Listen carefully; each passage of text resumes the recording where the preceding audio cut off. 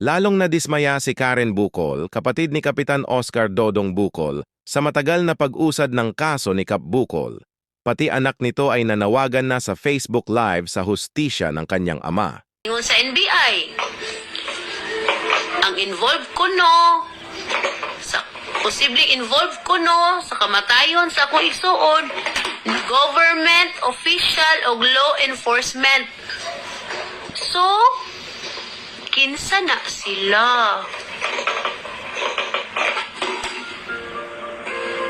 Wala na yun, ma'am. Ang SITG, yun, ma'am, wala na yun update na ko, ma'am. Nalibog na yun ko, ma'am. Asa na ang asa na ang paingon ng kaso. BFF ba yamin nila atong kuan? Katong haya pa kong igsuon. Karon wala na yun pakita, ma'am. No show na yun, ma'am. Daghan na kay na dis, wa pa hintawon ang hustisya dam. Gikapoy na kong gulat. Basta October 4 akong birthday, hantog wa pa hustisya. Maluod. Maluoy na jud mo intawon sa amua kay birthday na ko October 4, wala na kong papa. Nya bata pa kay kong manghod 2 years old. Unya wa siya kabalo, nawa na may papa. Pero pakita niya sama na ni Papa ba, ang anak niya. Hilap na ba? Sturdy. Akong gamatoy naman ko. Makakita kasi ng Papa. Hilap ko eh. Gusto lang, kita sa tinuod. Huminga ko, Papa. Oh. Akong storyang jud ninyo, laban lang mo. Ayaw mo o kahaglok. Kang TDM mutanan kay barug jud akong papa. Parehas jud nato ta, barug jud ta. Tukod dito sa sayo. So, permente jud bukutan kong papa, biskan gikapoy siya. Unahon niya iyang mga trabaho. And then mga anak ko niya, unahon po niya. Tanan tao diri, unahon po niya. Tawagon na mo siya, tubagon niya, o sa At tila hinamon din ni Karen Bucol si Mayor Joseph Cagas ng Digos City na sumuporta sa pag-usad ng kaso. Kinsa man ni ang mahanan ng syudad, di ba siya? Oh. Ang akong igsuon, barangay captain sa 26 ka barangay aning Digos City.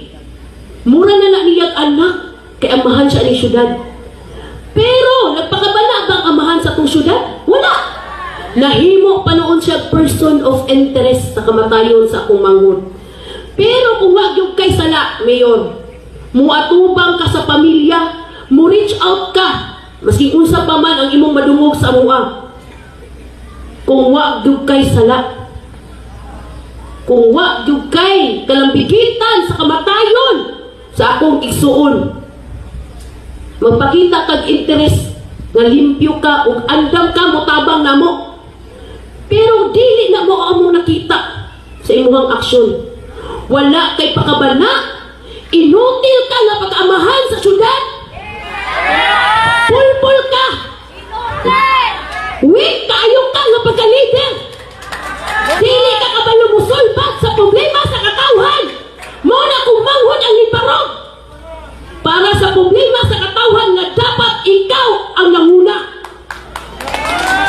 Pero dili na mao nahitabo. Mao na kumanghod. Kay grabe to baruganan dito gusto daog-daugan ang mga tao. Mao na siya ang nibarog. Pero gikasakit ni mo tanan tungod kay naigo ka. Kay usa ka sa mga naay anomalya ani atong syudad. Di na nimo malimod. Di na nimo malimod. Ang NBI naman sinasabing nasa gobyerno daw ang mga salarin. Pero bakit hanggang ngayon ay tila walang usad o walang update kagaya ng sinabi ni Karen Bucol? Actually, yung isa doon, iba, he was threatening the victim. So, automatic POI siya. Kasi namatay yung tinrete niya eh. Then yung matanda, he was there. I believe, ito sinasabi ko, may alam talaga ang matanda. Kasi very timely yung pagpunta niya doon. He waited for Kapitan Bucol to arrive. He has something to accomplish that night. And which is na-accomplish niya. So, yun, POI yung matanda. Then the rest, yung mga, of course, may nandoon yung hepe ng Digos Police. May previous sila na altercation ng kapitan. So lahat ng kasi may kasabihan na everybody is a suspect. So by process of elimination, kung sino yung talagang may hand, may involvement, siya ang focus namin ngayon. And the soonest or later, they can be described as suspect na talaga. Hanggang sa sinabi na ng NBI na lagpas 5 ang person of interest, Ilan yung mga persons of interest natin, sir? More than 5. Including mga politicians and men in uniform, tama? Yes. Alam naman niyo siguro kasi nasa very ano man yung bangayan nila sa Facebook, sa social media. So hindi ko na lang pangalanan pero those individuals na nandoon na sa itong awayan is sila yung sinupinahan namin. May kanya-kanya silang mga parte. One is to drive the vehicle. The other person, the second person, is to shoot the victim, the target. And the third man, he is in charge in closing and opening the automatic window on the left side, the second row na window, left side. So siya ang taga bukas. So the moment nabuksan, fully open, so makapag-shoot na siya. Mga kapuso, kauban nato si Sir Agent Eli Aliano, ang spokesperson sa National Bureau of Investigation, Region 11. Sir, hisgutan nato, no? Kumusta ang Bucol's case? Any update on the case? Well, today, the NBI is now focusing on a newly discovered evidence which would somehow provide a lead. Kasi when we conduct the backtracking of the CCTV and all those persons of interest na who happen to be outside, yung lumabas sila. So one of those, the PUI, was outside. So it happened na he was in one place and we were able to get the CCTV. So hindi ko na lang masyadong yan kasi they might have their own counter-measure, baka mag-preempt pa yung trabaho namin. Pero we are working on that. So magkakaroon kami ng gumawa na kami ng request sa lahat ng service provider like the Smart, Globe, Day2, na lahat ng mga PUIs, yung mga communication sila na mag-preserve within 6 months. Then from there, we will apply for a cyber warrant.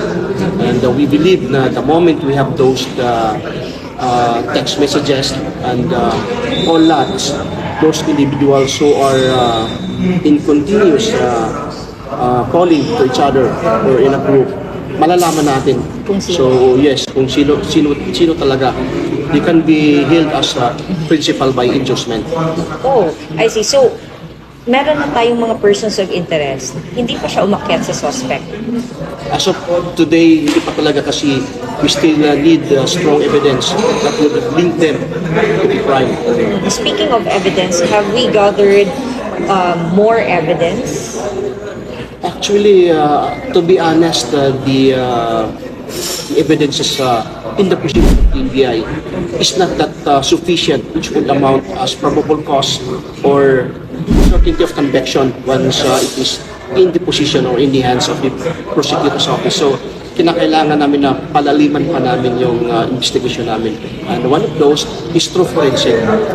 Ibabacktrack namin, we will really get the communications 2 days or 3 days before the crime happened so that we could have a good lead kung sino ba talaga yung mga individuals na involved. NBI is really working on this.